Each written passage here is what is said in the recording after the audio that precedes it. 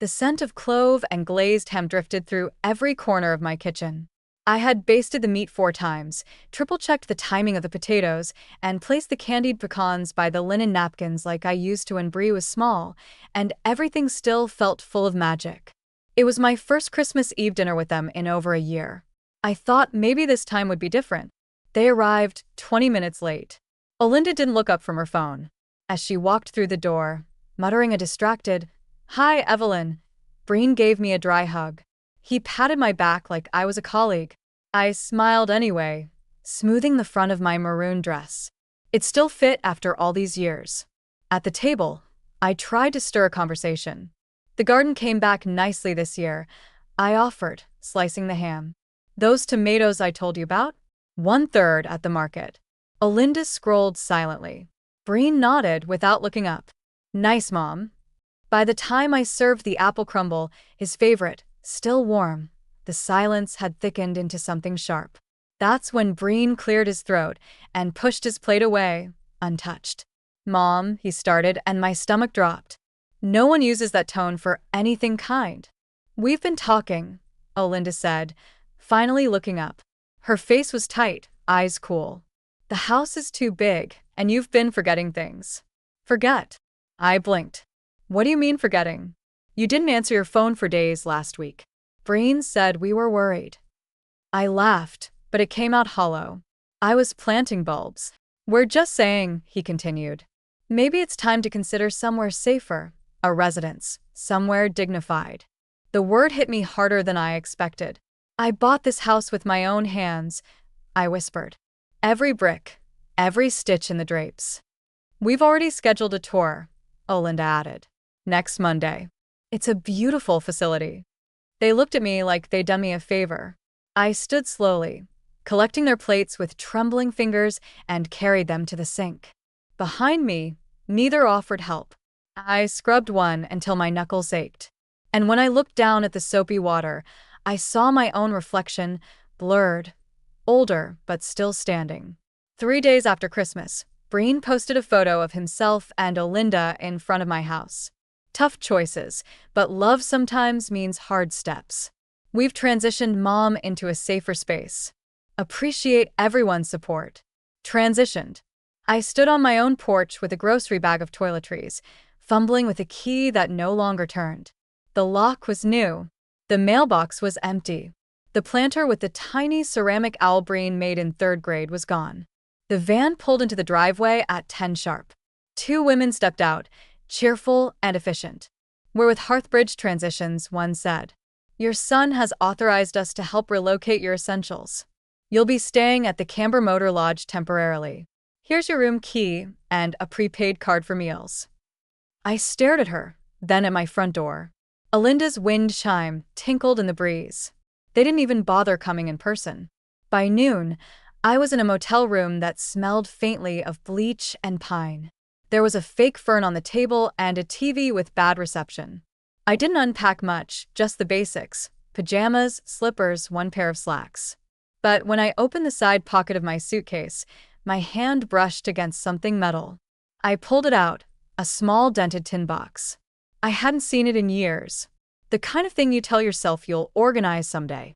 Inside were neatly bundled tax returns from the 90s, yellowed pay stubs, and a few thank you notes from coworkers long since retired or buried. Tucked beneath them was a thin, crisp folder labeled Employee Investment Plan 1999. I remembered that job, the investment firm where I worked nights filing client forms. There had been some kind of employee share plan. I barely paid attention at the time. $20 here, 40 there. It felt like pennies. My fingers hesitated at the tab. I opened it. Old account numbers, letters from something called Hallwyn Growth Trust. Statements I couldn't read fully without glasses, but the words automatic reinvestment stood out again and again. I stared at the folder, heart tapping harder than it should. The landline rang on the nightstand, sharp and sudden. I jumped, then picked it up. "Miss Tross?" a woman said, her voice warm and urgent. "We've been trying to reach you." The coffee at Dunwell's was bitter, but they let me sit as long as I wanted. The teenager behind the counter even lent me his phone charger after mine gave up. I scrolled through the borrowed device, avoiding the news, until I saw Breen's face. Someone had shared his post again. Proud of this man for doing what so many of us are too afraid to: set boundaries with a toxic parent. Strength. Leadership. Below that, comments poured in like applause. You're an inspiration. Wish I had the courage to cut ties with mine. Self-care is not selfish. I didn't cry. Not there. Not in public. But I felt something behind my ribs start to fray. A seam I'd stitched up too many times. I pushed the phone aside and opened the folder I'd brought with me. The investment papers. Faded print logos I barely recognized. A drip plan. Reinvested dividends. Howin Growth Trust. Some firm I'd filed paperwork for 20 years ago. At the bottom of one page, a phone number hard to read, almost smudged. I squinted and dialed it. 3 rings, then a voice. Halwyn Trust. This is Marin speaking. I cleared my throat. Yes, I think I have an old account. My name is Evelyn Traz. There was a pause, paper rustling. Then the tone of her voice shifted. Miss Traz, we've been trying to reach you for some time. I blinked. What do you mean? Your portfolio is active and well. Someone's been attempting to access it, but we needed verification. Can I confirm your birth date? I gave it to her. The silence that followed felt like she was holding her breath. Ma'am, this account's not just active, it's extraordinary. We need you to come in immediately. I wrote the address down with a pen that barely worked. My hands trembled, not from fear, but from the jolt of something sharper.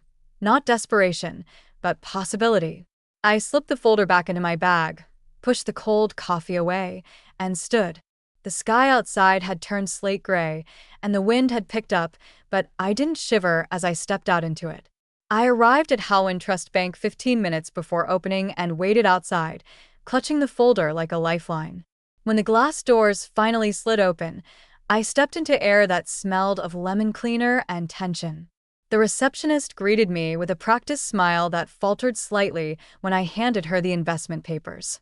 These are quite old, she said, flipping through them. Please take a seat. We will have someone assist you shortly. I sat in a vinyl chair, hands folded over my purse. A man 2 seats down barked into his phone about a denied loan, irritation dripping from every word. The voice was unmistakable. Breck. I whispered, turning slightly. He didn't see me.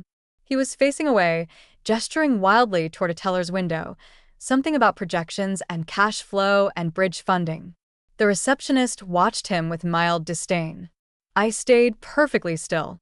The woman who finally called me up to the desk looked barely 30.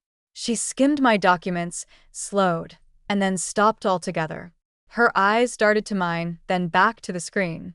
Excuse me a moment, she said quietly. I watched her walk briskly toward a hallway marked private offices. Something stirred in the air like the moment before a thunderclap. Then the manager emerged, tall silver tie, clipboard in hand. He approached me with a careful calm. Miss Traz, he asked. Yes, would you come with me, please? I followed him past the rows of desks and counters into a hallway lined with glass doors. Behind one, I caught Breen's reflection, still pacing, still furious, but he hadn't turned around. The door to the office clicked shut behind me. We've locked access to your portfolio temporarily, the manager explained. There were irregular attempts to view the account and the balance. He trailed off. Somewhere outside, I heard a faint chime, then the soft beeping of a system lock, a teller's voice over the radio security. Please confirm. He turned his monitor toward me, and for the first time I saw the number 50.7 million. For a long moment, all I could hear was my own breath. Then a dull thump outside the glass, followed by a commotion. I stood and looked through the blinds. Breen had collapsed. The door clicked behind us, sealing the outside noise. I could still hear the chaos, faintly muffled gasps, a thud, someone calling for help. But in here, it was just me and the man across the desk. His fingers steepled, his gaze steady. Miss Traz, he said gently, I want you to take a deep breath. I'm breathing, he replied. I'm also listening. He smiled faintly. What you've brought us is part of a dormant portfolio linked to our legacy investment division. Your initial participation in Halwyn's employee drip plan continued through automatic rollovers after our acquisition of 3 smaller firms with compounded reinvestments and market growth. He turned the screen again. The number still sat there unwavering. Your current equity value sits at approximately 50.7 million. I didn't speak, couldn't. My hands curled around the arms of the chair, holding me to the ground. You also have 3 active rental properties, he added, opening a secondary tab. Acquired through a real estate RIT, your plan was migrated into one in Charlotte, one in Spokane, and one just outside Flagstaff. All fully managed and profitable properties. I managed. Yes. All of them under your name. My throat felt dry. I pressed my fingers to my lips, trying to make sense of the words, the math, the years I thought I'd lost scrubbing toilets, folding linens, giving every bit of myself away. We've been trying to contact you since last fall, he continued. But your phone was disconnected. Your last known address. Bounced the mail back until you verified your identity. Just now, we couldn't unlock access. He slid a small folder across the desk. This is everything. It's yours. From the corner of my eye, I saw movement. Someone standing outside the glass door. Breen, his face pale, stunned. He stared past the manager, past the documents, straight at me, then at the screen behind him. I watched his eyes widen, his lips part as if to speak, and then his knees gave out. He crumpled sideways, hitting the carpet with a muted thud. No one moved for a second, not even me. The next morning, I met Elizabeth Crane in a corner office above a bakery that smelled like almonds and old books. She didn't bother with small talk. Her blazer was sharp, her pen sharper. Let's get to work, she said. In under 2 hours, we rewrote everything. The old will, which still named Breen as sole beneficiary, was shredded right there in front of us. Elizabeth drafted a new one that left my estate, every share, every property, every cent to something I could believe in. The Tross Foundation for Forgotten Women. I wanted to support women like me. I told her, mothers left behind, women discarded once they weren't useful anymore. She nodded. We'll structure it for maximum autonomy. You'll retain control during your lifetime, full oversight, and no one, not your son, not the state, can touch it.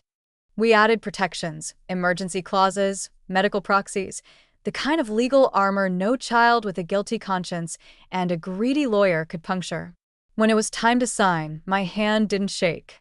Elizabeth glanced over the papers one last time, then leaned back in her chair. You understand this won't end quietly? I folded my copy of the Foundation Charter and slipped it into my purse. It didn't start quietly either, she almost smiled. That night, I returned to the Camber Motor Lodge for what I thought would be a hot shower and a quiet dinner alone, but the front desk clerk flagged me down the moment I walked in. Ma'am, someone's waiting for you in the lobby. There he was, Breen. Same jacket from the bank, unzipped, his tie askew, eyes puffy, hands wringing each other like wet cloth. Mom, he said, standing. We need to talk. I didn't speak. Just looked at him. Really looked. I know I messed up, he said, voice low. But everything's spiraling. Olinda left. My business partner froze our accounts. And I saw the papers. The foundation. You cut me out. He stepped closer. We can fix this. You and me, please. I met his eyes. The same ones I once taught to read, to blink back tears, to trust me. And I asked him to sit. Breen sat across from me, elbows on his knees, trying to look like the son he used to be, like the boy who once made me a macaroni necklace and called it my treasure chain. We can revisit the senior home thing, he mumbled. It was Olinda's idea mostly. Maybe you could stay with us for a while, or we could hire someone like a nurse. Just until things calm down. I didn't say a word. Just let him unravel himself. He looked around the motel lobby like it might offer him a lifeline. I mean, you shouldn't be here. This place isn't right for someone like you. We could make space at our place. We've still got the guest room. And was it you? I interrupted. Who called social services? He froze. His mouth stayed slightly open, like the next excuse hadn't finished forming. I was just concerned. Concerned. I leaned forward.